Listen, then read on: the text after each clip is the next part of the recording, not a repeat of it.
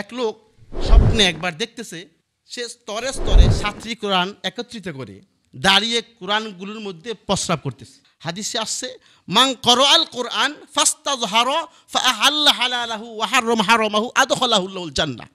আরেক হাদিসে এইভাবে এসেছে, একজন মানুষ যদি কোরআন পড়ে, কোরআনের হাফেজ হয়ে যায়, কোরআনের হাফেজ হওয়ার পর কোরআন অনুযায়ী সে আমল করে, তারপরে সে ইনশাআল্লাহ সে 10 জন মানুষকে তার সাথে জান্নাতে নিয়ে যাবে। আপনাদের ইচ্ছা আছে যে আমি হাফেজ হইতে পারি নাই, আমি এই চিরন্তন মুজিজা আল কোরআন মুখস্থ করতে পারি নাই, ইনশাআল্লাহ আমার সন্তান নাতি নাতনিদেরকে আমি হাফেজ বানাবো, ইনশাআল্লাহ দেখান তো দেখি। ইনশাআল্লাহ, ইনশাআল্লাহ, আল্লাহ কবুল করুন, আমিন। এক লোক স্বপ্নে একবার দেখতেছে সে স্তরে স্তরে সাতটি কোরআন একত্রিত করে দাঁড়িয়ে কোরআনগুলোর মধ্যে প্রস্রাব করতেছে। সে আতঙ্কিত, ভয়ে থরথর করে কাঁপতেছে। আলেমের কাছে গিয়ে বলতেছে, হুজুর আমি তো এই স্বপ্ন দেখেছি।